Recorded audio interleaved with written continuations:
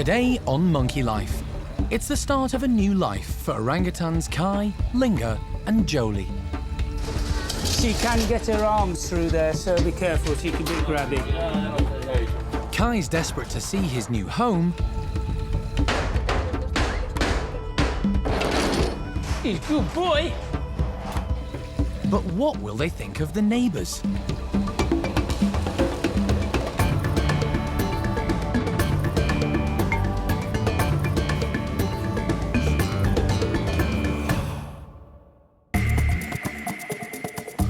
Monkey World in Dorset, buried deep in the English countryside, is the largest sanctuary of its kind on the planet.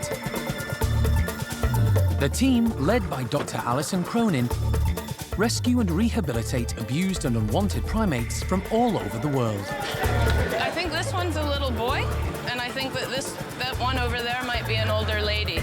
The park provides a home for more than 250 monkeys and apes from 20 different species.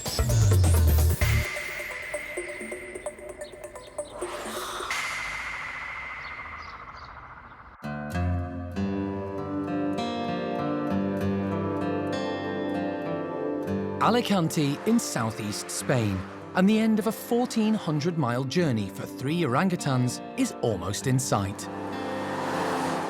Kai, Joly and Lingga left Monkey World just 24 hours earlier, with animal director Jeremy and Alan helping to share the driving. It's been an arduous journey for all of them, and they've made frequent stops for Jeremy to check on the orangutans' welfare, regularly topping up their water and giving them food and treats. I think they're doing okay. Kai's obviously a bit frustrated about being in his box. But seeing a friendly and familiar face along the way has been reassuring for Kai, Joly and Lingga. They've made this long journey because, at 11 years old, male Kai is getting close to maturity, and it's time for him to start his own family in a new home. Lingga and Joly are 11 as well, so they're a well-matched group setting out on the adventure together. The trio have already shared a good part of their lives, bonding as youngsters in the park's nursery. They all had very different starts in life, although one common denominator was Jeremy, who's been a constant throughout. Stop it! He was there at Kai's birth to Xiao Kuai. As a first-time mum, she struggled to know what to do, but she allowed Jeremy to intervene and lift the baby into the feeding position. Xiao Kuai soon got the hang of it and became a great mum to Kai and to his 2 siblings who followed in later years. Lingga was nearly 2 years old when she arrived at the park from a zoo in France after her mum rejected her. Jeremy brought her back and helped her settle into the nursery group. Hello. Aren't you beautiful? Joly arrived as a tiny orange bundle, all the way from Russia. This time, it was Mike who brought home the baby, and unusually, he was allowed to take her inside the plane's passenger cabin. And when Joly arrived at the park, Jeremy kept a close eye on her, and later helped introduce her to Ame, who became her foster mum.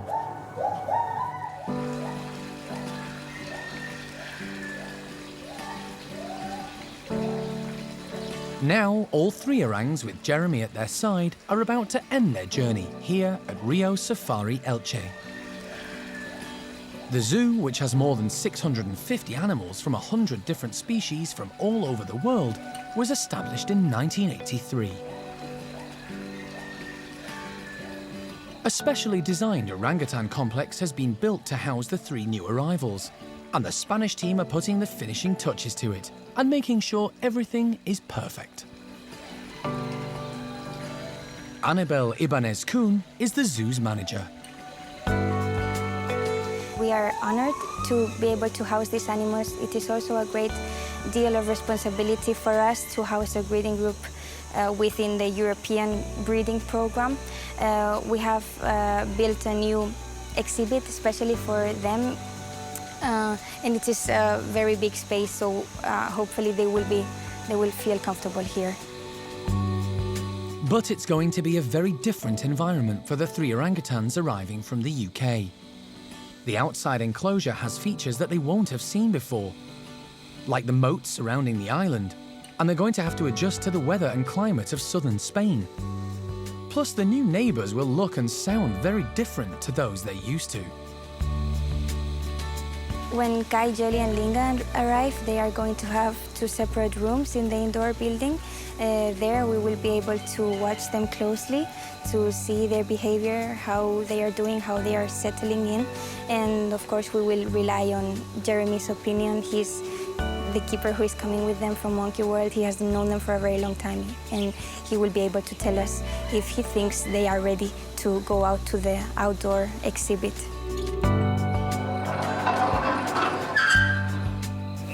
Half an hour. Okay, perfect. We're ready here. Jeremy is about to arrive with the 3 orangs. As a rescue centre, Monkey World doesn't say goodbye to primates very often, but this is a positive move for all concerned.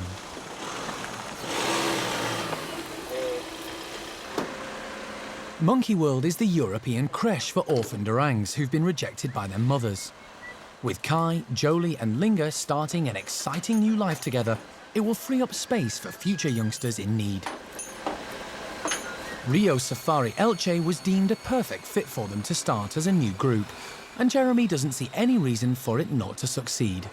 We have knowledge already of those together, which was positive, and we know that Joly and Lingga are fine together. They're not overly close, to be honest with you, but they're orangs. That's okay. Orangs don't need this, total contact and stuff that other more gregarious anthropoids need, the gorillas, the chimps and bonobos. And so, yeah, I mean, anything can fall apart at any point, as I'm sure we've all got a history of. I know I have, but, I think it's a reasonable bet that they're going to be okay together.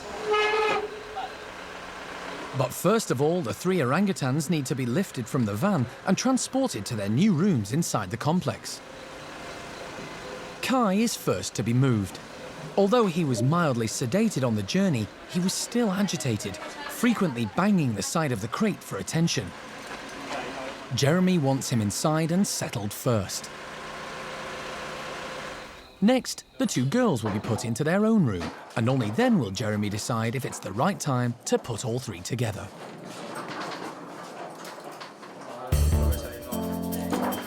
Do you think Kai alone and then, 2 females on the other side? Yeah, no, Kai alone, 2 other girls in, then we put them all together straight away.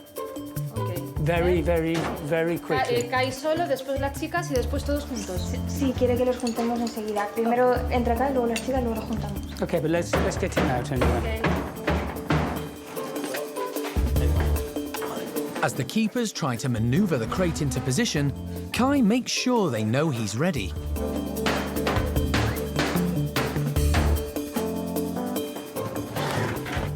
That can go. Jeremy works quickly to remove the bolts from Kai's travelling crate. Right, now he's in. Now put the bolt in.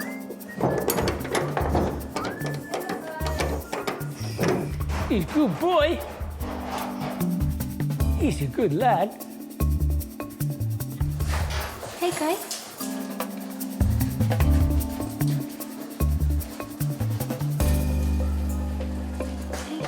Hey, Kai. Hi.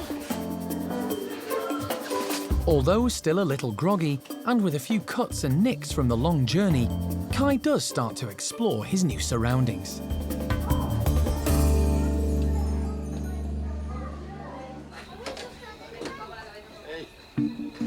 Now it's Lingga and Joly's turn. Both girls are going to be unloaded, but Jeremy wants to put Joly in first, as she's the more confident of the 2.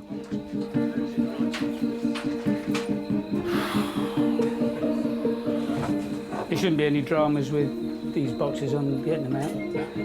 Unless there is, and then there will be. So if you just pull try and be careful with the lift the front and then pull. Try and be a bit careful with the van floor. She can get her arms through there, so be careful. She can be grabby. A bit grabby.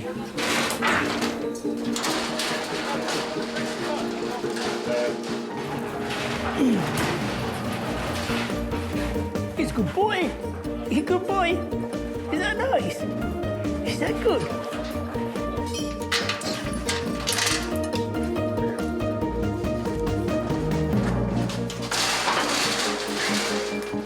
We safe? We good? Okay. Okay. Ahí tienes cerrado también. That will do. That will do.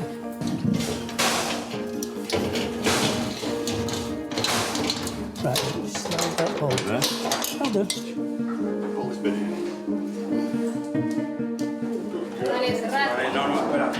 Okay. 2 down, 1 to go. Annabelle, do you want to try an enclosure in this corridor? While the team wheel Lingga into position, Joly is kept in the tunnel away from the bedroom entrance. Once Lingga is out of her crate, the two females can be reunited.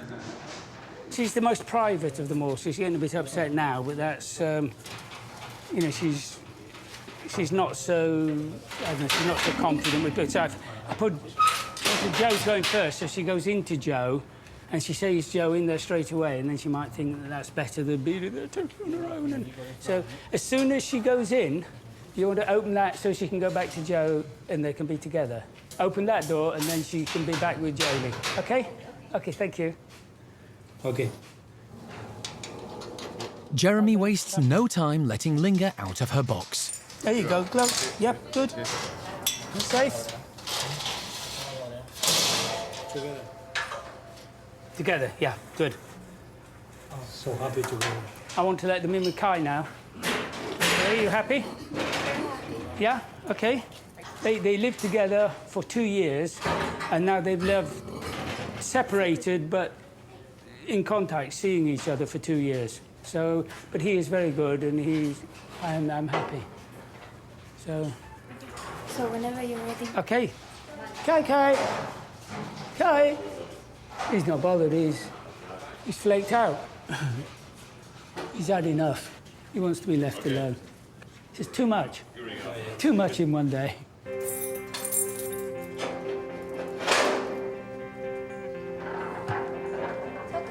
Without further ado, Annabelle opens the slide to the indoor playroom where Kai waits for Lingga and Joly. You be nice to Kai. You will be nice to Kai. Why wouldn't you be? Joly wastes no time in joining Kai on the platform.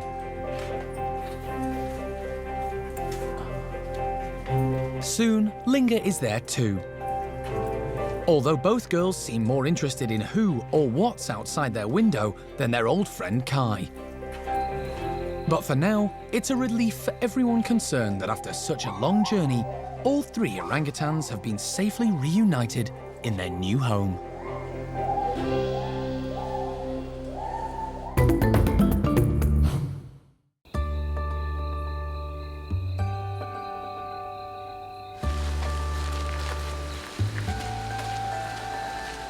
It's early morning in southern Spain, and already the temperature is rising at Rio Safari Elche. At the new orangutan complex, zoo manager Annabelle and veterinarian Pilar are putting out breakfast for the 3 new arrivals, who've just spent the first night in their new home. Today we're serving a little more food than is usual. Usually we put more vegetables, but today Jeremy recommended that we make them happy, make them feel welcome, so we put a lot of nice things. We have some watermelon, oranges, some pears, some peach, nice stuff. Not only vegetables to make them happy after the long couple of days that they've had. It's vital that Kai, Joly and Lingga get to know and trust their new Spanish keepers as quickly as possible. And getting into a good routine early in the relationship will help. I think the females are good, in good behavior. Now we have to work. I and they. We have to work for the relationship. Yeah.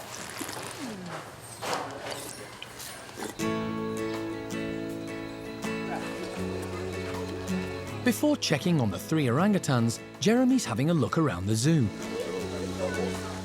Kai and his 2 female companions aren't the only orangs. Nakal is a 27-year-old fully grown male and has a reputation for being rather naughty. One of the gorgeous things of orangs is you don't know. Previously, he lived with his son, but they started squabbling. Now he lives with 4 gibbons.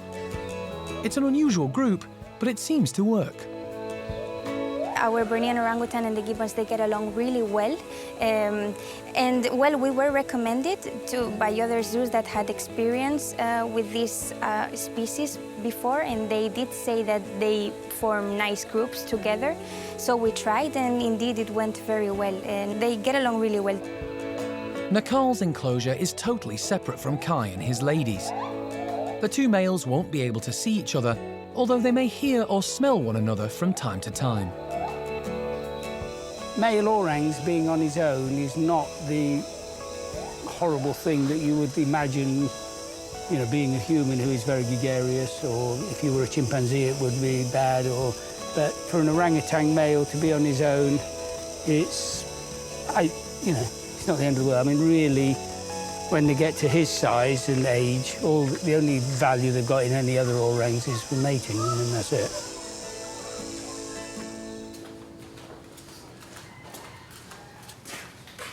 Hello. Hello, bad people. You look very guilty. They do, they look very guilty this morning. What's been going on? I don't care. I don't want to know. Yeah, they said, right, it's time to go outside now. Hello, big boy. He's a good lad. You okay? Jeremy is pleased with how the orangs are settling in so far. I don't think there'll be any problems with these. They know each other very well. As I said, they lived together for 2 years, and there certainly doesn't look like there's any problems now. But I think it's better for him as well, because where we had him at Monkey World, he didn't have animals of his own age. He had adult animals and very young animals. And so now he's with people of his own age, so he's going to have a much nicer time. Grown-up females are not much fun, and babies are only fun for a small time. Then they're no fun. Outside, the staff are putting the finishing touches to the enclosure and making sure everything is orang-proof. I reckon if they're okay, why not let them out? What do you think? Yes, I agree. It's, it's going to happen one day. That's what they're going to get used to, and the sooner the better. It's time to open the slide to the big outdoors.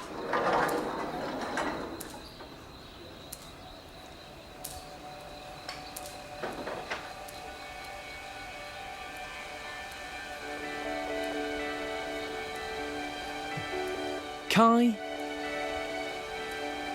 and then Joly take a careful look outside.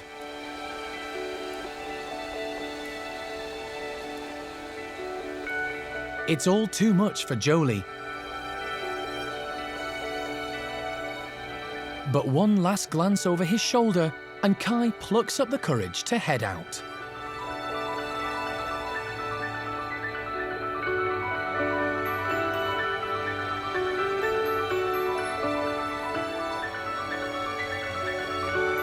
I think they've hit the jackpot.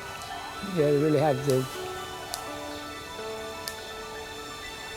beautiful climate, lovely enclosure. No, not too... Simple. Yeah, simple, but nice. It's good. I think they're very lucky. No problem. Thank you.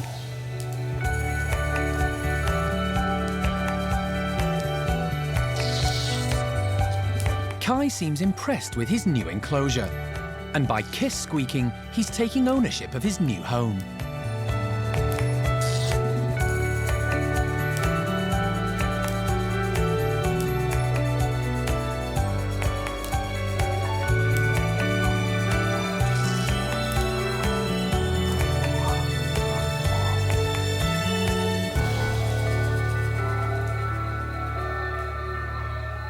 hate it when you open the door for the first time in an enclosure and the animals all dash out really, you know, really fast. That's a bit of a worry. I'd much rather they came out gradually. And the girls, obviously, it's all a bit too much for them. They don't want to risk it yet. Kai's been out and had a check round. But the other thing that's terribly important, more important than anything, is that they go back in. And he's now been out and checked round and he's gone back in. So it really is, you know, if this takes 2 days for them to come out, I'm really happy with that. And there's a lot to take in. So, you know, taking it in gradually has got to be a lot nicer than all at once. So this is good. The 3 orangutans have been a big part of Jeremy's life for a decade, and it's going to be a wrench leaving them. Little girls who wanted more. He's overseen their care since they were tiny and has got to know their personalities and preferences. He's enjoyed being part of their lives. I like to hang out with the animals. You know, I don't want to control them or anything. I mean, obviously there has to be that, but it's nice just to hang out with them, and it's a privilege when they'll, you know, reciprocate to that. And they don't all, but enough of them do that makes it okay. So if we close them inside now, and then when you've cleaned out in there, they can have all of the inside overnight. Perfect. Good. And then tomorrow morning, we open the door again and start all over again. There's no rushing orangutans. Tomorrow morning, the team will try again and hope this time all 3 will take the giant step outside.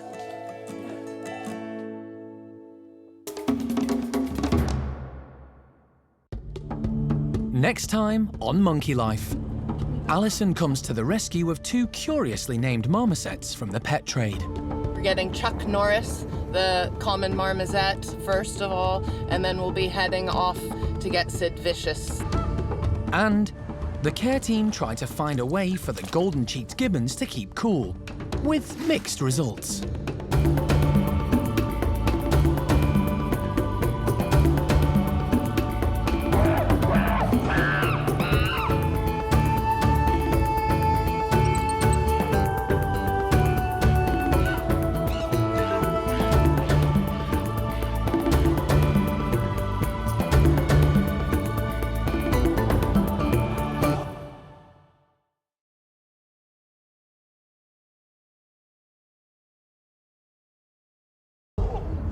Today on Monkey Life, Alison comes to the rescue of 2 pet trade marmosets, both needing a new home.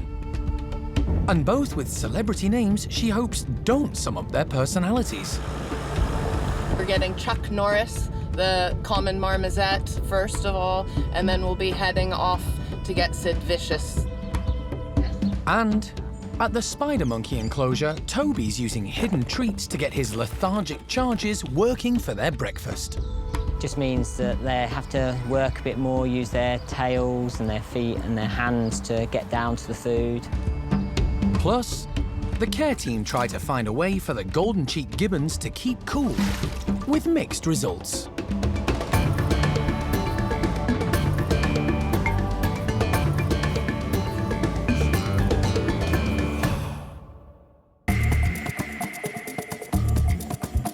Monkey World in Dorset, buried deep in the English countryside, is the largest sanctuary of its kind on the planet.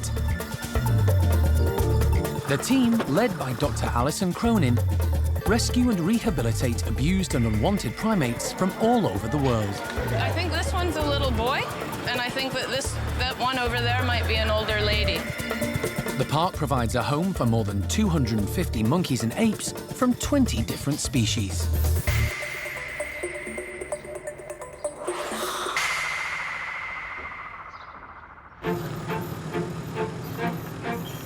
Park director Alison is setting off on a rescue mission.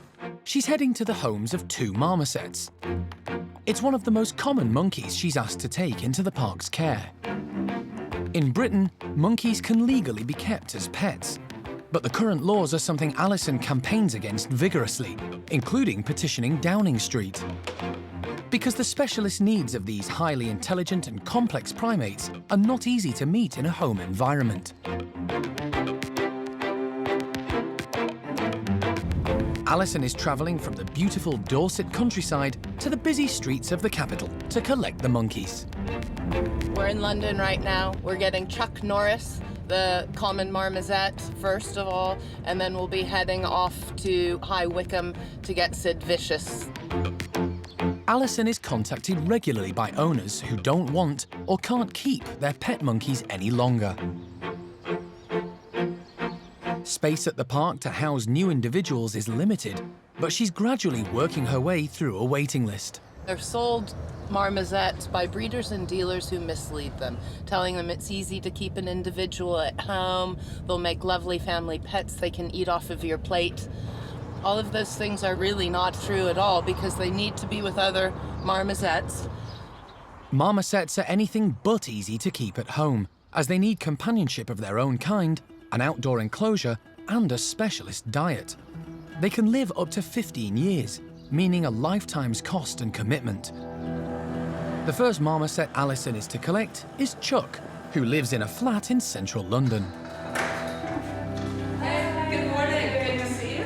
His owner, Casaria, has asked Alison to rehome him as she has to return to Georgia in Eastern Europe. Her husband bought Chuck for her from online breeders when he was just a couple of months old. Almost 3 years on, and she's taken care of him 24 hours a day, every day, ever since. I was like a stay-at-home mum, 24/7 for him. He was raised by humans from the day he was born. He did see a marmoset once at the vet. Oh, okay. But he didn't react at all, so I'm not sure whether he noticed him or not, but he didn't have any reaction at all.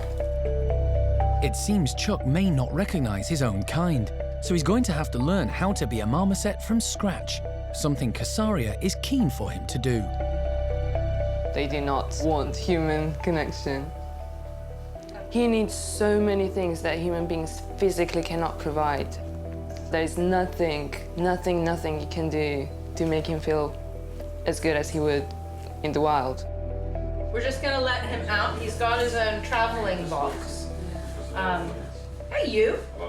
And I will get a few mealworms. Hey, little man. Good boy.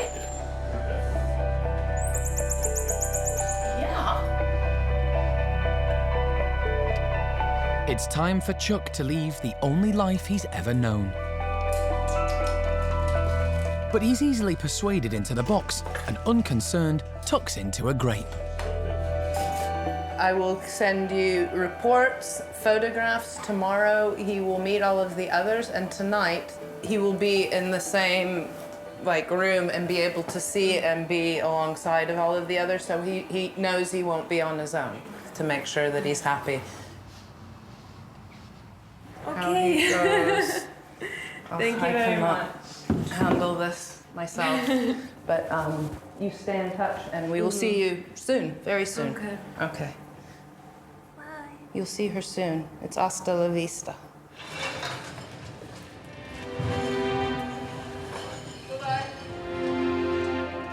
Leaving his old home behind, Chuck begins the journey towards a new life. One down, one to go. Marmosets today, so Chuck's in the box in the back of the car, seems to be doing really well. I'm quite surprised he's very silent. Usually at this point when we've got a marmoset in the box and in the car, you hear little whistles and chirps and things, but he's pretty quiet, so, but all good. He's had a fair bit of breakfast, so hopefully he doesn't get car sick, because we're now off to High Wycombe to collect Sid Vicious.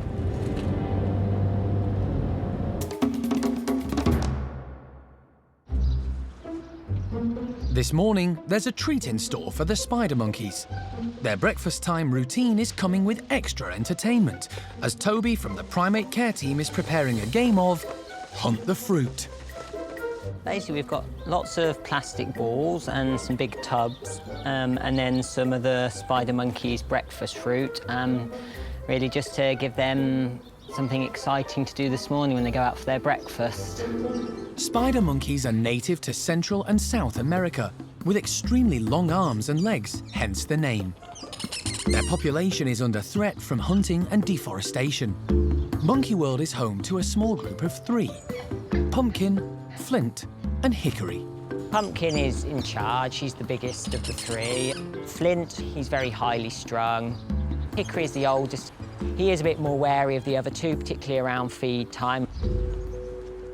Back in 2012, the threesome were living with a couple of retired zookeepers who'd been given them to hand rear when their own mothers rejected them. Well, if I can coax him up to this end. When the couple moved house, they no longer had room for their animals and contacted Alison to see if Monkey World could give them a new home. Luckily, it could, and with the help of their owners, the three were rounded up and brought back to the park where they were made to feel at home. As a trio, they're doing very well here. They're a very settled little group. They've got used to their capuchins, neighbours and the routine. A purpose-built outside enclosure was constructed, specifically designed with spider monkeys in mind. It's just a short scamper along a mesh tunnel from their bedroom. But despite all this, the three are not the most active of animals. They absolutely love sitting out in their tunnel system sunbathing. That's where they spend most of their days, in various sort of poses with legs and arms and tails all over the place. As well as long arms and legs, the monkeys have a prehensile tail, which they use as an extra limb to hang from and which helps them move around. It's perfect for travelling about in the tree canopy in their native forests. To encourage these three to be more active, Toby's using their enclosure to create a game of hide and seek with the fruit. This will make them work for their breakfast and slow down greedy Pumpkin, allowing the boys more chance of some food. They've got some mixed berries and a few grapes and a bit of cucumber, which would be their normal breakfast, but we're going to give them a few extra treats. The buckets are spread around the enclosure, some placed high up to encourage climbing, and others swinging from branches. Just means that they have to work a bit more, use their tails and their feet and their hands to get down to the food, and it moves, so it's a bit different, use different muscles. When everything is ready, the door from the bedroom is opened, and the trio heads straight across to their enclosure. But there's no sign of their fruit. Pumpkin, unsure what to make of the strange objects, tips the first bucket onto the floor to show she's the boss and isn't impressed. Old Man Hickory is more wary and retreats to the safety of the tunnel. Resourceful Pumpkin is hopeful of finding her fruit and sets about searching through the coloured balls. She loves her food. It's the one time of day when she moves very quickly, and that's one of the reasons we try and hide the food and make it more difficult, otherwise she'll just sort of stuff it all down. Flint is tucking in too. Realising he's missing out, Hickory overcomes his fear and returns to the enclosure. Pushy Pumpkin muscles in on Flint's find. He leaves to look for another bucket so he can eat in peace. Eventually, Hickory's tempted to have a look too, and soon gets the hang of it. It's great to see Hickory getting involved, the other two. Normally he hangs back at food time. He was throwing buckets around and balls and attacking the balls. We've had lots and lots of happy sounds and playful sounds, and we've also had some threatening sounds. Hickory has been telling us off for not paying him the full attention he feels he deserves. They seem to have thoroughly enjoyed themselves, and I'm sure they'll keep going back throughout the day just to see if they can find anything else, and it's definitely something we will try again with them.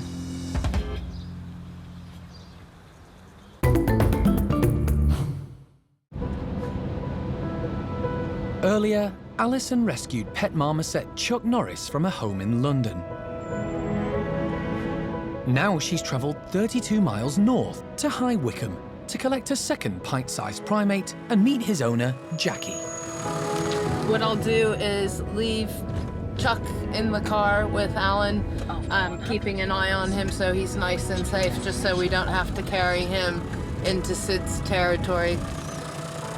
This is the house of Sid, so we'll just knock on the door and see if Jackie's in. Spoke to her many times because Sid's been on our waiting list for months and months, and Jackie's been caring for him. So she's been waiting for this day for a while. Common Marmoset Sid is another victim of the British pet trade. Countless primates are being kept as pets in the UK. Yeah, really nice to meet you. Many suffer from a lack of social interaction, poor diets, and inadequate housing. Sid's owner Jackie is aware of the problems. My son acquired him in about January this year. I was absolutely devastated when my son brought him home because the first thing I said to him, it's cruel. He shouldn't be kept in a little cage like that. It's just not fair on the animal. In the wild, marmosets live in extended family groups with around 9 members. So to thrive, Sid needs to live with others of his own kind. He's calling out for other primates, so, you know, he needs other company of other human beings. We're not a substitute for a monkey. Alison has noticed there's something wrong with Sid. Well, he is a bit of a funny shape. You know that he's got pretty bad rickets. Has he? He's got really bad. Those arms should not be shaped like that as well. He has his vitamin D. Yeah, well, 3 times I got it from America. He clearly didn't get it as a youngster. The rickets, when it's actually happening to them, is quite a painful thing when the bones are bending, but then they fuse and they become solid. So he'll be left with sort of bowed bones, but they go solid then, and then it doesn't hurt or anything. Okay. So he'll just be a funny little shape. Rickets is a condition that affects many pet-trade marmosets. They don't get enough vitamin D3 from sunlight, especially when they're kept indoors, so their diets need to be supplemented.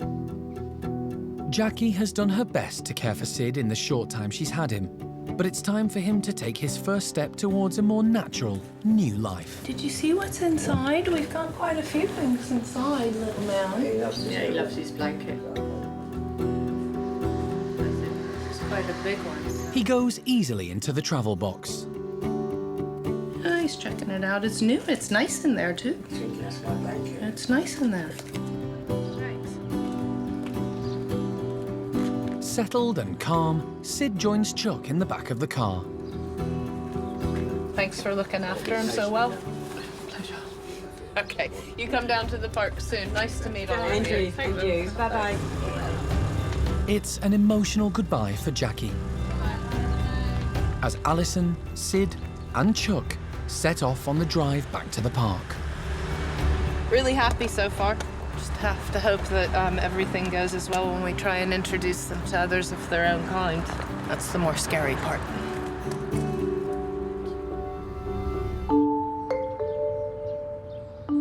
The thermometer has been steadily rising, and today the British summer's at its peak. It's important that all the primates at the park stay cool and hydrated on these hot, sunny days. Some seek shade in their leafy enclosures. Others drink from water bottles, while some have ice lollies to enjoy. But the gibbons at the park need to drink very little. Gibbons in the wild, they get a lot of their water from the food that they actually consume. They don't actively go out and drink water, really, as a general rule of thumb. So they eat a lot of fruit, which has a high proportion of water, but also even if they're eating leaves, which would seem like a dry substance, because they live in a rainforest, they're generally wet on the outside anyway. So a lot of that is actually what they're consuming. On a hot day, Kat has come up with a cooling idea. And she's going to try it out on one of the golden-cheeked gibbon families. The family is made up of Mum Peanut, Dad Pung Yo, along with their daughter Tia Nang and son Tio.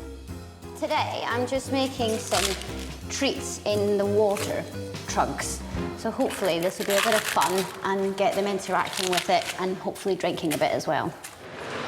With the last bucket in place, the doors to the floating lunch buffet are opened. Peanut's the boss of the family and she's first in. The kids Tia Nang and Tio aren't far behind Mum. Straight to the trug, Tio dips his hand in to search for a treat. But somebody's missing. Dad stayed outside. As the temperature's been rising, so have tensions in the family group. And Pung Yo is keeping his distance from Peanut. Tio may be the younger of the two offspring, but this young male will soon reach sexual maturity. and that's beginning to cause a few problems in the family. Soon, he may have to move to another group. He's a real full-on character. He's got loads of energy. He's always up to mischief. He's always wanting to play, and you know, he's just full of fun and full of life. She's not wrong. Today, he's out to cause havoc. Theo, you're such a brat. And as far as he's concerned, emptying out the trug is the best way to get at the finger food. Peanut and Tianang don't mind. They get the spoils from the floor.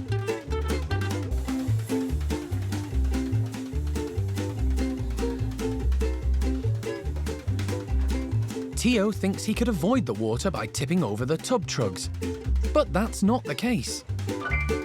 The food might be easier to get at now, but with the water all over the floor, the gibbons are still getting wet and cooled down.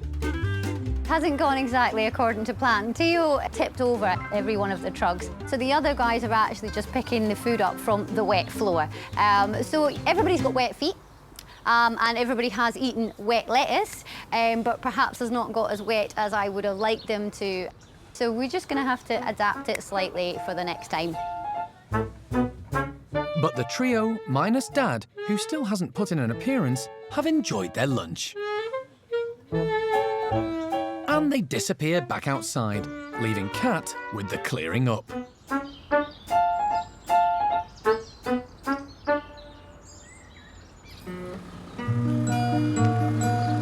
It's the end of a long journey for two common marmosets that Alison rescued from London earlier today. Steph from the primate care staff is on hand to welcome them to their new home. Sid, the smaller of the two, is taken into his bedroom first. And when the travel box door is opened, he seems a little bit unsure about venturing far. But before long, the inquisitive marmoset starts to explore his new space and takes a good look across the corridor to the rest of the complex, which is home to two other marmosets. With Sid settling in, across the corridor, it's Chuck's turn to go into his new bedroom too. This one might be more of a high-speed exit. He might be. I expect.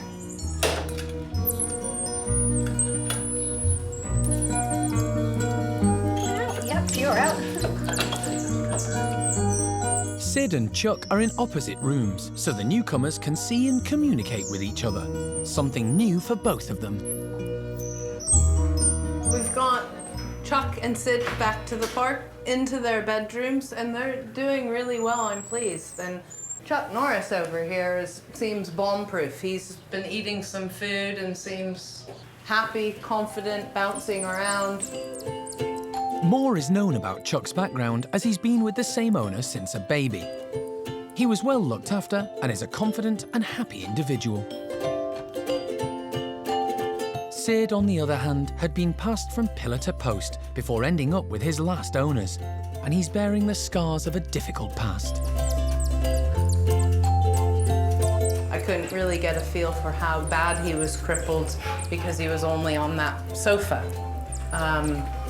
And not an ideal environment for the marmoset. So yeah, indeed, he's got pretty bad rickets and his mobility is limited and those legs are tucked up underneath him, so he sort of hops more than he actually walks. Sid must have developed rickets in his early life. It's left him permanently disabled, but he's managing to move around reasonably well. It doesn't take long for the boys to notice each other. So Chuck is doing a series of quite high-pitched contact calls. He's aware that other marmosets are around. The twittering is generally quite a friendly, sort of sociable, chatty noise. They'll be sort of taking each other's measure and sussing out where everybody is, and sort of little contact calls are nice. So fingers crossed that everybody's going to be prepared to get along. It bodes well that the boys are chatting, and for the rest of the day and overnight, they'll stay in their own bedrooms so they can continue to settle in. Tomorrow will be the first day that they go back with marmosets since they were removed from their mothers as infants. So really pleased, fingers crossed for what comes next.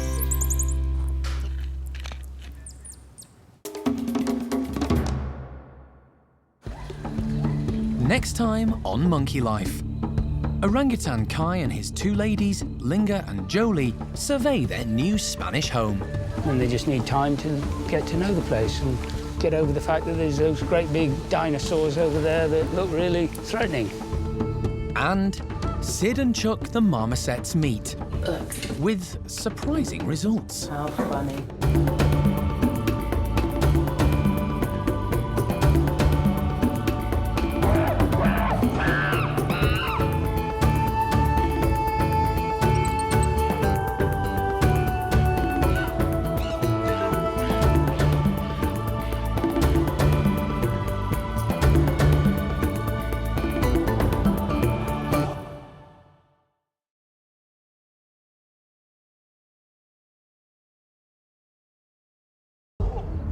Today on Monkey Life, Orangutan Kai and his two ladies, Lingga and Joly, survey their new Spanish home.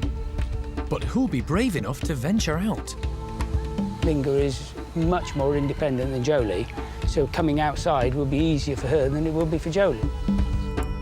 Marmosets Chuck and Sid are introduced, but there's a surprise in store for Alison and the team. Look, how funny. And the lemurs go potty for parsley.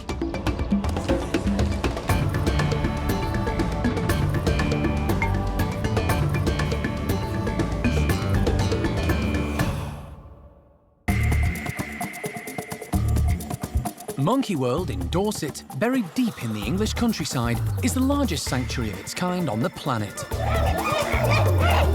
The team, led by Dr. Alison Cronin, rescue and rehabilitate abused and unwanted primates from all over the world.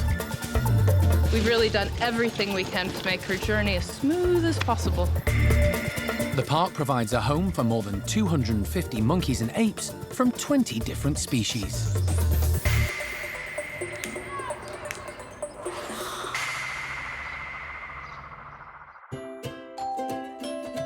It's going to be another big day for two small monkeys. Yesterday, common marmosets Sid and Chuck were rescued from the British pet trade, taking the number now housed at the park up to 30. Since they arrived, the two boys have been in bedrooms opposite each other. This morning, they're going to meet and hopefully become good friends. Chuck is very active, but Sid had rickets as a youngster due to a lack of vitamin D3 from sunlight and an inappropriate diet, and so he's not as mobile. Overnight, these guys have actually done pretty well. Chuck looks like he's been living here for years. He's been throwing himself around the enclosure, playing, and just seems really relaxed and really happy. Sid is a bit quieter. He seems a little bit more nervous. He's not moving around as much anyway. I think because of his mobility, it's taking him a little bit longer to suss out sort of how he can move around. But he seems settled, he seems reasonably relaxed. Few nervous twitters, but all in all, they seem pretty settled. While being kept as pets, Chuck and Sid had both been living alone. But they've been making contact calls and checking each other out across the corridor. All good signs for the introduction. Steph and Alison are keen to see how they'll get on. It's going to be daunting. Neither of them have ever met another marmoset before, so it'll be a bit of a shock for them. I think the main problem if Chuck comes running straight in and he wants to play, I don't know how Sid will handle that because, of course, he can't move around quite in the same way. He can't sort of flit about the way that Chuck's doing. There's no time like the present, so the doors between them are opened. Be nice and calm, buddy. He's not really a calm person. No. The boys are now free to meet each other. You come and see Sid? As predicted, it's confident Chuck that takes the lead.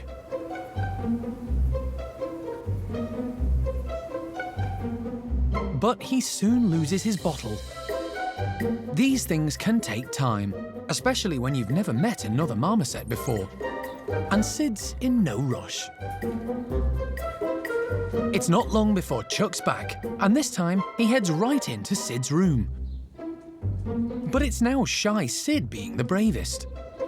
At the moment, we're going pretty well. I was worried Chuck might come in too much for Sid, but actually, he came in nicely, had a little look, went back, and it's now Sid that's desperate to say hello to Chuck.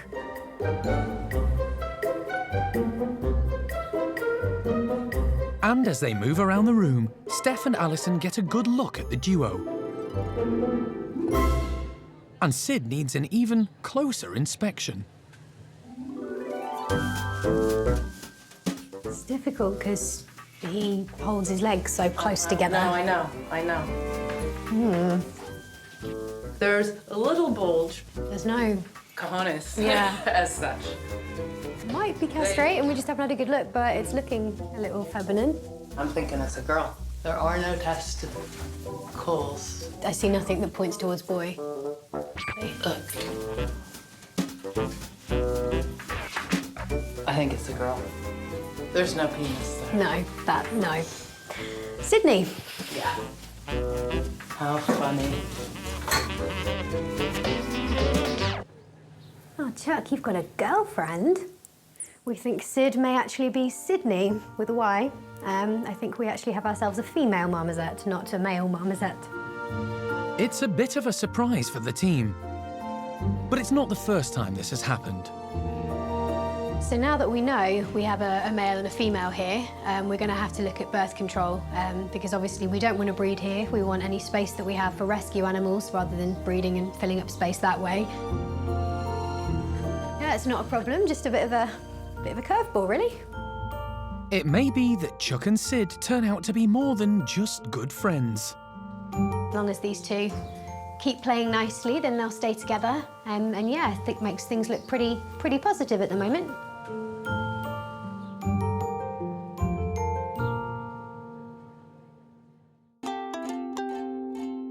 Over at the Gibbon house, one of the residents is also looking for a new friend. Golden-cheeked gibbon Mikado arrived at the park 6 years ago as an orphan after a difficult start in life. Mikado was born in a zoo in France, and he was just 3 weeks of age when his elderly mother died of natural causes. So he actually came to us for hand rearing. To start with, he needed full-time care, so the first few months he was with primate care staff all the time.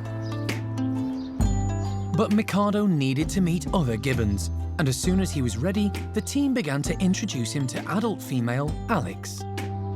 She actually was really lovely towards him, and they were soon living together full time. And she's basically acted as a surrogate mum for him.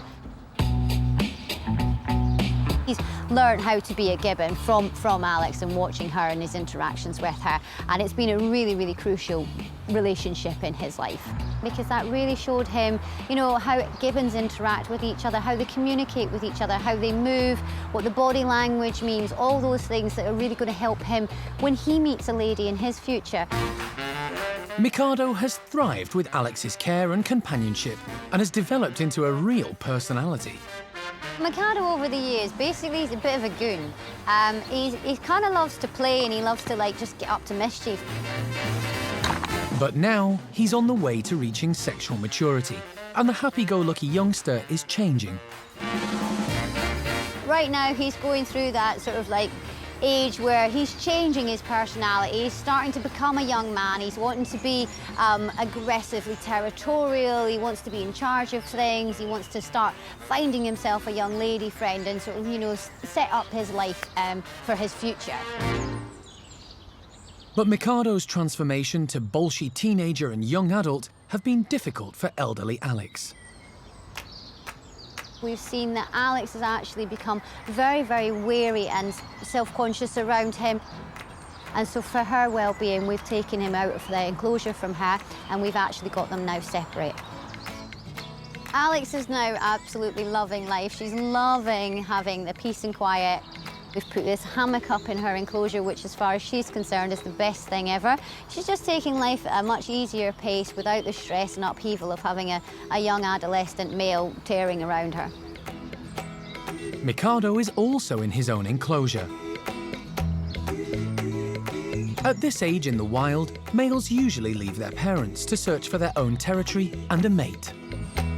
Right now, this bit of time that he's actually on his own will really help him to just develop into a young man. So hopefully we'll see that this will just keep progressing. In the future, the park will need to find Mikado a female companion, or maybe some male friends to hang out with. In the centre of the park, at the Malagasy enclosure, there's a hint of perfume in the air. It's the home of the ring-tailed lemurs, a species who rely heavily on their sense of smell. So today, Steph, from the primate care team, has a fragrant treat in store for them. We've got some lavender, we've got some basil, some mint and some thyme as well. The lemurs are all about different scents. They've got a really good sense of smell. So hopefully things like lavender are going to get them investigating and really interested when we hang them up for them. The bonus with all the plants that we're hanging up today is they're all actually edible as well, so they might want to have a little try, a little taste as well. So hopefully not only the smell but also the taste will be interesting for them. Ring-tailed lemurs are endemic to Madagascar. Apes and monkeys mostly use sight and sound as their primary senses, but lemurs rely a lot on their sense of smell. They've got those long snout-like noses that help funnel in all the smells, and they've also got a wet nose, like a dog does, which helps with the sense of smell as well. They also have powerful scent glands on their wrists and under their tails. And they use their odours to communicate with each other. As scent is so important to lemurs, Steph is hoping the herbs will spark their enthusiasm. But the laid-back lemurs appear a little underwhelmed by Steph's efforts. You do the lovely things for them, and this is the thanks that you get. Undeterred, she decides a more proactive approach is needed. And as the lemurs won't come to the herbs, she takes the herbs to them. And it seems to work. Houdini and Indiana now can't get enough of the parsley. And the mood starts to spread, with everyone joining in.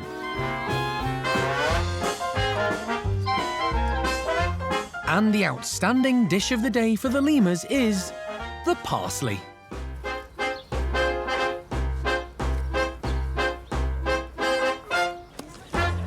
It wasn't easy getting the lemurs active and interested, but Steph's persistence paid off. So we kind of got there in the end. It was just more of a sort of slow and steady investigation rather than straight away enthusiasm. At least she now knows parsley is a lemur's preference, while lavender is off the menu.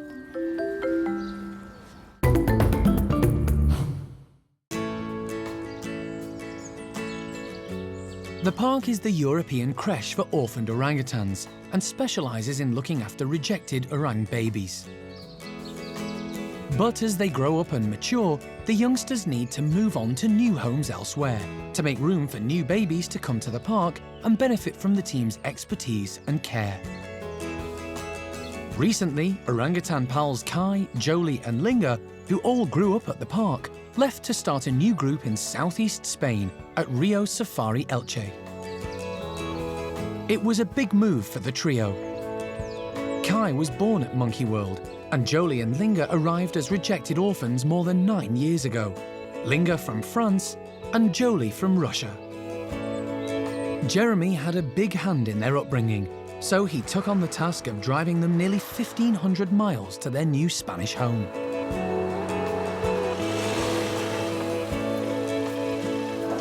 He was keen to help them settle in and to brief the new team who will care for them in the future. I don't think there'll be any problems with these. They know each other very well. So far, the move has been progressing well. He's a good boy. He's a good boy. Is that nice? Is that good? And their new Spanish care team have also been very impressed with their new charges. We've been very happy. They are very chill, they're very calm, they're getting along very well.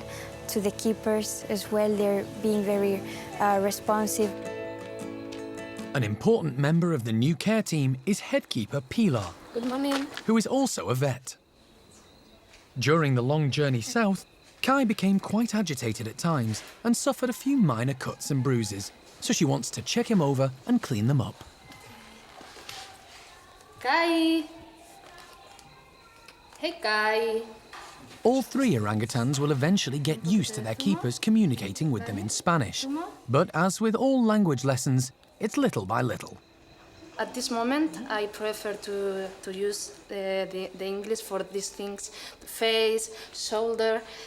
So I think they know, they will understand better that I say. Good boy, Kai. Where'd he go? Where'd he go? They are very intelligent, so they need a little time for trusting me and in the other keepers, but it's normal. What is also normal is for orangutans to check out every nook and cranny, nut and bolt when something is new, and Lingga is no exception. Orangs are terribly mechanical, and she went and checked. They will always check out the facility, check out the nuts and bolts and the ropes and see what we can wreck, see if they've used the old left-handed thread ploy to try and stop me getting the nut undone and all that sort of stuff. And it's just what they are. It's the way they think. While Lingga continues to check over the indoor playroom, the keepers scatter treats in the outdoor enclosure. So far, only Kai has been brave enough to venture outside. This morning, Jeremy's hoping the two girls will join him. But they'll only do it when they're good and ready, which Jeremy feels is a good thing. I really like these things to go at a slow pace. And if they come out of that house like a bullet from a gun, then A, they might keep going, and B, they might, if they've got the adrenaline going, they might not realise when they do settle down how to get back in. And they just need time to get to know the place, and that'll happen. I'm sure it'll happen.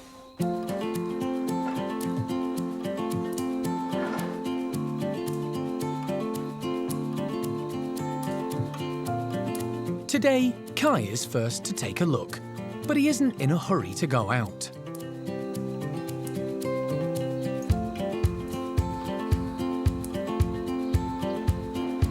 The girls are even more laid back.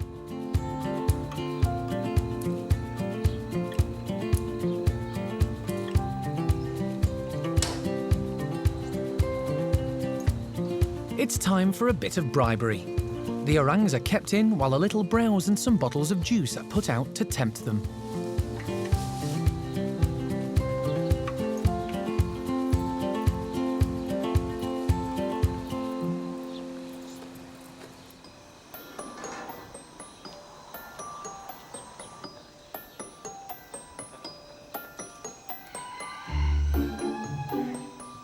It seems to be working. But orangs are clever. Kai just picks up the bottles and heads back in.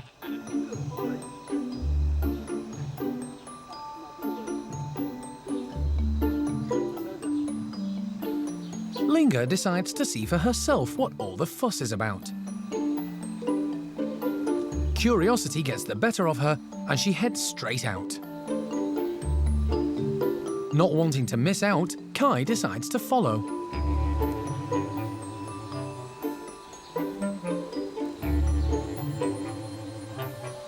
Lingga's bravery is rewarded. And she sets about finding more goodies. The fact that Lingga came out and Joly didn't, sort of, after, when you really think about it afterwards, you think, well, Lingga's a much more independent person than Joly. And it really is that simple. Lingga is much more independent than Joly, so coming outside will be easier for her than it will be for Joly. I mean, it's not, you don't need to be some psychoanalyst to work that one out. It's quite, it's quite elementary. And obviously Kai's a boy and he'll just go where the mood takes him. So, it's all good. It's all good stuff.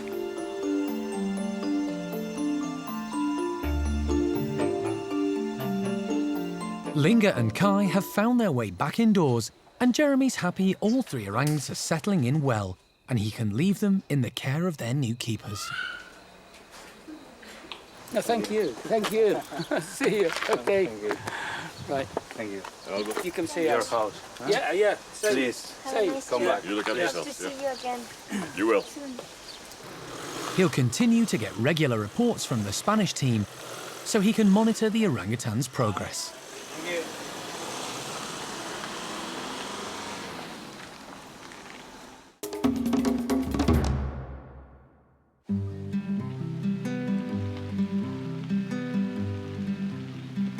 Back at the park, the weather has turned rainy. But it's nothing Hananya and his group haven't seen before. And in the wild, a chimp's natural habitat is the rainforest. But why get soaking wet when you can take shelter? A cosy bedsheet makes a great mac. And there are plenty of useful dry spots. But in a typical British summer, it's impossible for the chimps to dodge the rain altogether. They take a little extra care when moving around in the wet, but they're expert acrobats on the high hoses and poles. A head for heights is another good skill to master. For leader Hananya, it means he can survey far and wide across his enclosure and beyond. Everyone's busy doing something, and Hananya likes to keep an eye on the whole group. Young Thelma is riding on Mum Cherry's tummy, a useful safe haven from the rain, which just keeps on falling. Hananya's got work to do. He sets off for a closer inspection of the chimp's home. He checks all around the climbing frame, then moves down to patrol on the ground. He's busy inspecting his territory downstairs as Thelma hitches a ride upstairs with Mum. But there's no respite from the rain. It just keeps on coming. Simon hoovers up the drops. And with everything so wet and slippery, Shamak scoops up little Thelma, just in case. But it seems rain can't dampen a chimp's ardour, and female Tootie wants to make sure dominant male Hananya knows she's around. Oblivious to her charms, he's enjoying a good back rub. But not for long. Tootie's in hot pursuit. She's determined not to let him out of her sight.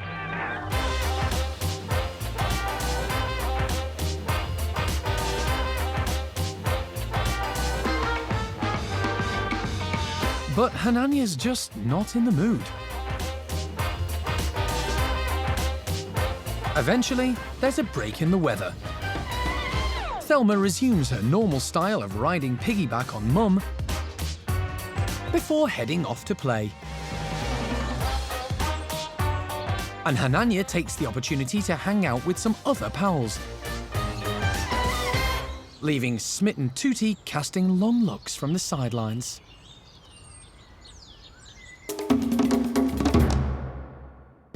Next time on Monkey Life. She's pretty chilled, actually.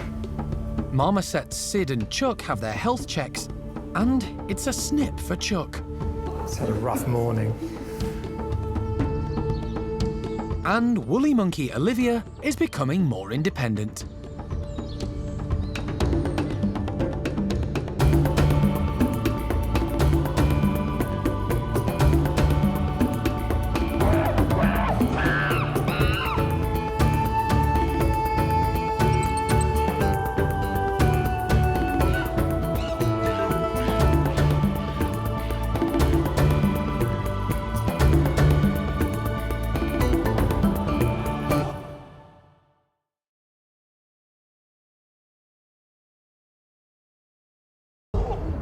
Today on Monkey Life, Marmosets Sid and Chuck have their health checks, and it's a snip for Chuck. Just need to get him up now. It's had a rough morning. Golden-cheeked gibbon Mikado undergoes training to help with his upcoming house move.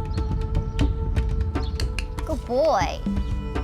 And baby woolly monkey Olivia shows off her skills as she becomes more independent.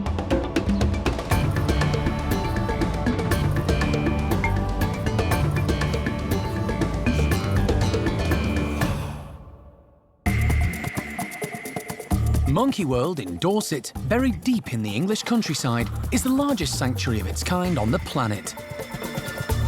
The team, led by Dr. Alison Cronin, rescue and rehabilitate abused and unwanted primates from all over the world. They're all going to have a chance to live proper lives again. Perfect. The park provides a home for more than 250 monkeys and apes from 20 different species.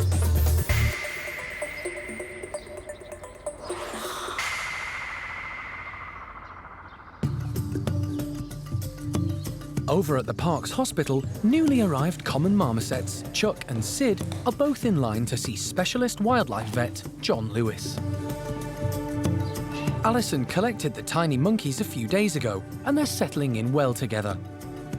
She was told they were both boys, but on closer examination, Alison realised Sid was in fact Sydney, with a Y. I think it's a girl. There's no penis there. No. Sydney. The park's priority is to look after rescued primates, so they don't want the new couple to breed, adding to the demand for space. Vet John has a solution to that, and it involves Chuck. He's coming up for a vasectomy, basically, but also at the same time we can give him a general check over. Chuck has been brought across the park to the hospital by Steph, one of the primate care team. She's going to be working with him every day and wants to stay on his good side. So Alison's volunteered to get him out of the box in case he's not too cooperative.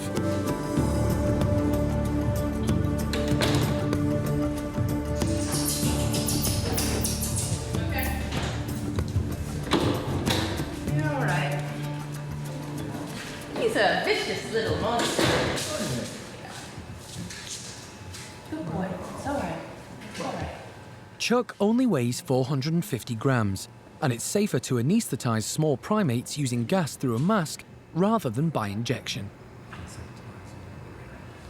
It doesn't take long for the drug to send Chuck off to sleep. Now John can get to work. Firstly, he prepares the surgical site. It's non-sterile gauze swabs, please.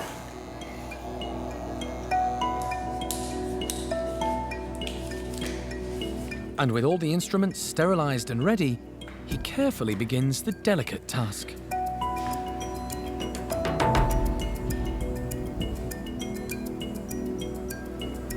Cutting him.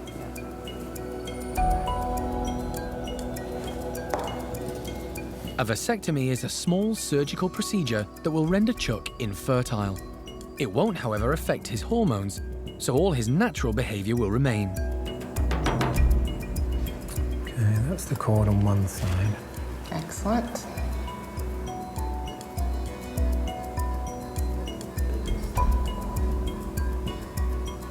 One more stitch and this side is done. John has to remove a tiny section of each of the tubes that carry sperm out of the body.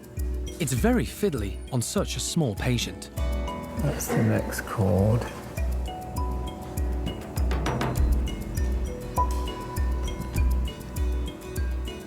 I'll take a section out to try and avoid the ends rejoining and making it less lightly. That's it there. With both sides done, the operation is complete. Well, the heart rate's picking up quite a bit. It's always a worrying time for the team when their charges are under anaesthetic. But while Chuck is asleep, John takes the opportunity to fit him with a microchip. All the primates at the park have these so that they can be permanently identified. The final stitch goes in. And with all the necessary work finished, John has a listen to Chuck's heart. Just need to get him up now. It's had a rough morning. Come on, little man. The team keep a close eye on Chuck as he begins to come round from his anaesthetic. Sort of. He's a bit groggy, but everything's gone well. Yeah, with Chuck, we've had him down now and he's recovering, so that's all really good. Really pleased when they come out of that. He's had his vasectomy, given him a microchip, so really pleased with him, and he just has to recover from his vasectomy now.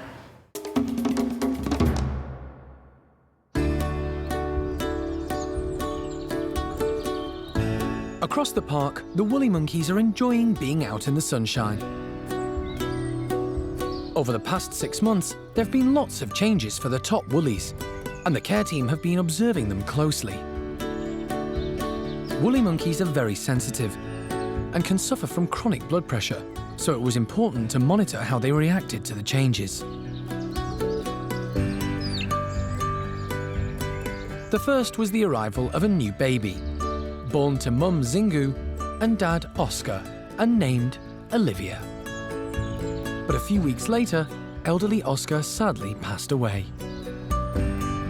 The females and youngsters were fragile without him and needed a new dominant male. Change number 2 was the arrival of Chippy, who moved across from another group to take on the leadership role. He rose to the challenge and the introduction went well.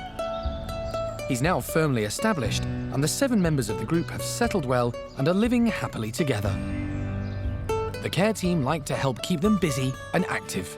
Today we have a bit of an extra special treat for the woolly monkeys. We have some grapes on the vine for them, a little bit different to what they normally have for their normal breakfast. Grapes are one of their favourite fruits, so it's going to be a little bit different way to present it and hopefully get them all geared up and excited. Dominant male Chippy's first out and bounds over to see what's on offer. He gets stuck straight in, but even before he's finished the first bunch, he's off to find the next. Chippy's a striking male and is fitting in well with his 2 new females and their offspring. Chippy's still relatively new in this group as the dominant male, but he really is starting to come into his own now. He's settled down really nicely. The females are all getting on with him fantastically well, which is great for us to see. And the group are really starting to bond together as a whole. But when it comes to breakfast time, it's everyone for himself, and the group split up to search the enclosure. Young female Isla grabs a vine from the hanging feeder, while her mum Paquita finds hers on the high ropes.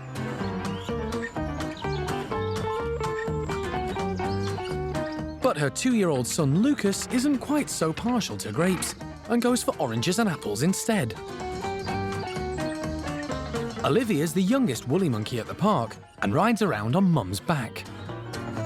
She's not had grapes on the vine before and is eager to give them a try, but ends up with just a leaf.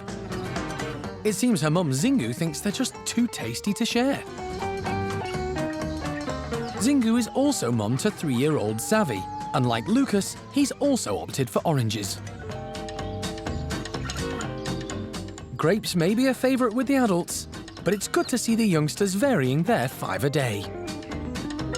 For Zingu, however, it's all about the grapes. And this time, Olivia has more luck and gets her first taste. Grapes aren't the only new experience young Olivia's been trying out recently. Her confidence is really starting to blossom now, and she's starting to develop her own character as well. She's getting braver, she's starting to venture further and further away from her mum Zingu. So she is getting a lot more curious about her surroundings, really testing out what her arms, legs and her tail can do for her. So she really is starting to blossom as a little character. Olivia, like all woolly monkeys, has a prehensile tail that grasps and works as a 5th limb, allowing her to hang from branches to reach food, or if you're a youngster, to dangle, swing, play, and generally have fun. And despite the changes in the group, little Olivia and the rest of the youngsters are all enjoying life with their extended family.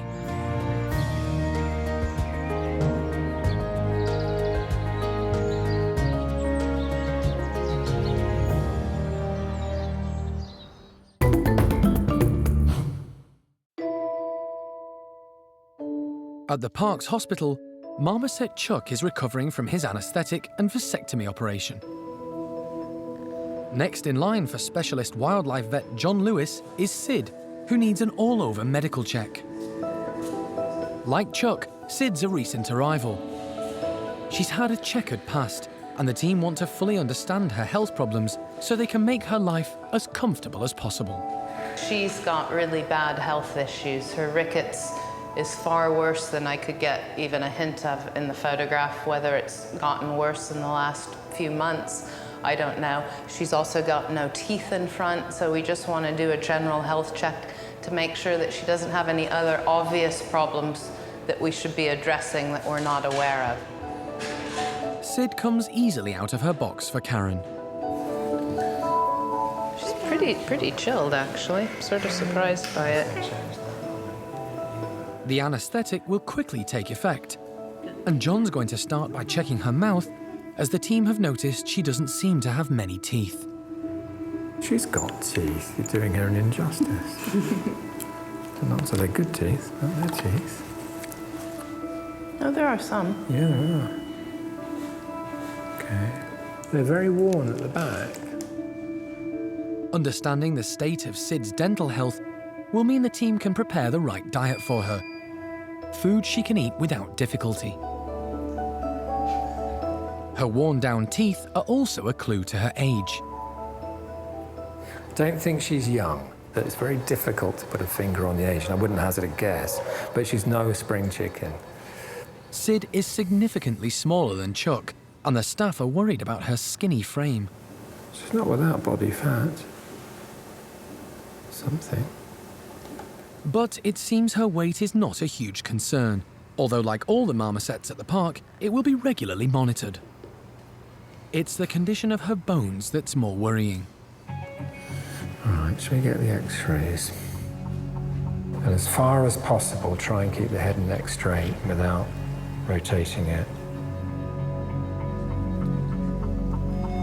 Legs, that's as far as the knees will extend. I mean, look at those little arms. Same for the elbows. I think not. You might get a foot down to there. The X-ray and a physical examination will give John a much clearer idea of the extent of Sid's mobility problems.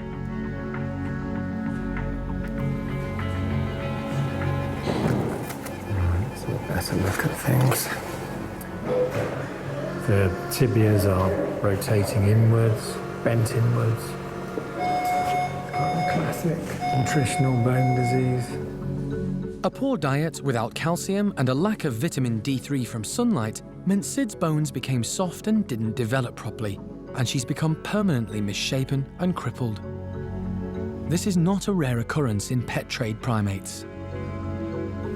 Well, yes, she's got a deformed spine, two deformed femurs, the top leg bone looks like the tibias, the bones below the knee are deformed, the elbows, the humeri, and the radius and ulna, the lower forearm. Apart from that, doesn't mean anything long-term for as long as her nutrition is now stabilised and put right. But she won't get better, the bones won't straighten out, but she won't get worse. So we're not saying she's in pain even, she's just deformed at the moment, which inhibits her ability to move about, of course it does, or jump, or use branches, but you'd be surprised how active she can be in her rather shuffling way. With Sid's checks complete, she's put back into her box to recover from the anaesthetic. Once she's come around fully, she'll go back into her bedroom with her new friend Chuck. The team will monitor their health closely and make sure they have everything they need. In Sid's case, she could have had any number of hidden medical problems that we weren't aware of. Because she was in such poor health with her rickets, we just wanted to make sure. Both done, both can go back together now and hopefully live happily ever after.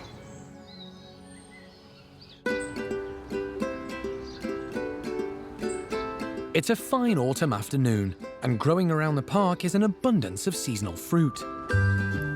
Steph from the primate care team is taking advantage of the wild harvest to give the ring-tailed lemurs a treat. Right guys, what have we got? Sticking out lots of blackberry bits for the lemurs today. They really enjoy berries and things and foraging and stuff, so it's great to get them up and around and foraging for sort of food. In the wild, the lemur's diet would consist mainly of fruit and leaves, supplemented in the dry season by eating insects, flowers, tree sap, and even wood. The juicy blackberries and elderberries that Steph is putting out instantly attract the lemur's attention. As soon as we walk in with this kind of thing, we usually then get an immediate lemur swarm. Everybody gets very excited. So I'm trying my best to sort of put bits out and about. Okay, you have that bit then. can be yours. They always want the bits in my hands rather than the bits I'm sort of putting out for everybody. Everybody's very interested in the big tub that it came in as well, so trying to move them out of the way so that I can put it up high and get them actually moving and foraging properly for it. And out the way. As in the wild, there is a strict hierarchy within the group. With lemurs, they've very sensible arrangement. The girls are in charge, so Fennel is our dominant female. And then with our boys, because they have a very set hierarchy as well, Indiana and Sirius are firmly at the top. They're twins and they will back each other up and help each other out, and those two are kind of rule the roost. And it's not unusual for lemurs to have twins. We've got two sets here, Indiana and Sirius at the top of the pile, and Kurt and Friedrich, who are working their way up from the bottom. And that's Friedrich on the left and Kurt on the right. Or is it the other way around? Steph uses gloves to protect her hands from the thorns on the brambles. But lemurs do not have a problem. They're quite capable of using their little dexterous fingers to get around the thorns and pluck the berries, and they've also got sort of pads, quite tough pads on the inside of their hands as well, which help protect them. And it's actually really good for them that they have to kind of work a little bit harder with blackberry, with the thorns, so it's a bit more interesting for them than just something they can get to very easily.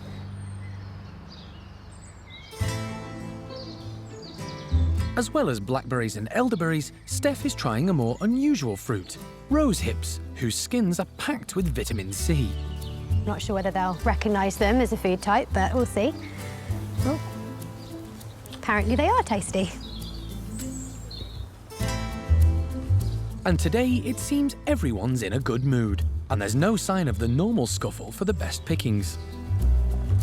I don't know if it was just because we had a little bit of sunshine for the first time in a while. Everyone was fairly chilled and peaceful, and there was even some sharing going on, which is unusual with the lemurs. And the autumn berries seem to meet with the lemurs' approval. These guys do have some blackberries in their enclosure already, so they're kind of familiar with them. So putting all of these out, they were really excited, really interested. The elderberries were pretty popular. Everybody seemed keen.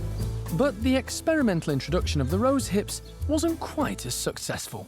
People tried them, but they were quickly dropped on the floor afterwards. Overall, I'm happy with how these guys have reacted today. It's always nice to give them a treat, give them something a bit different. And everybody actually was really well behaved. Everybody got on and had a nice, quiet, just sort of munching session, which is nice to see. So yeah, it's worked out pretty well for them. It's a good bit of enrichment. Over at the Gibbon house, some residential replanning is going on.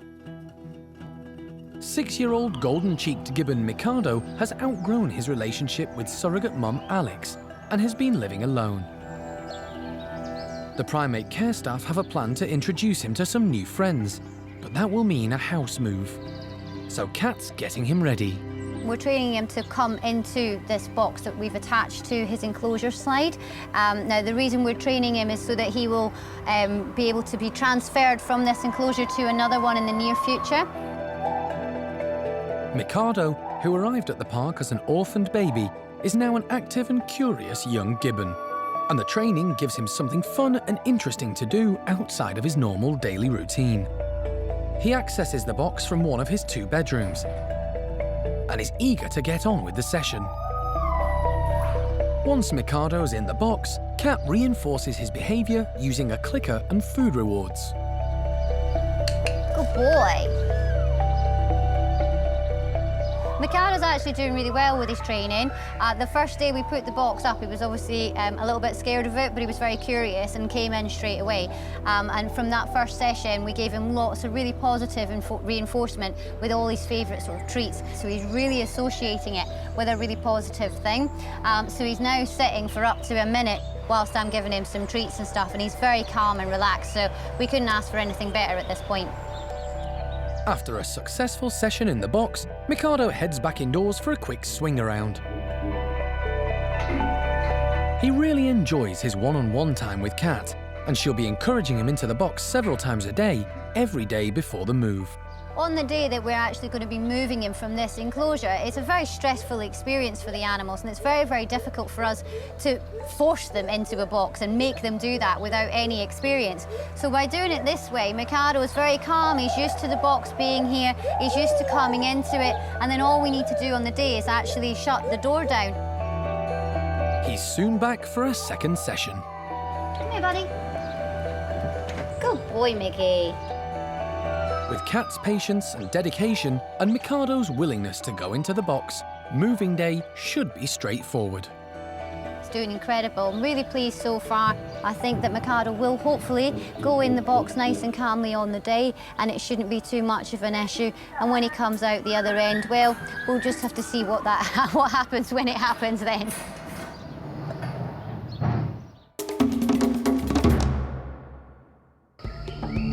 Next time on Monkey Life. We're in Vietnam to rescue 2 rare pygmy loris stolen from the forest. It's daylight, they're awake, and they should be sleeping. But a health check gives cause for concern. At the moment, we're kind of hoping for a miracle. Otherwise, she's not going to make it back in the wild.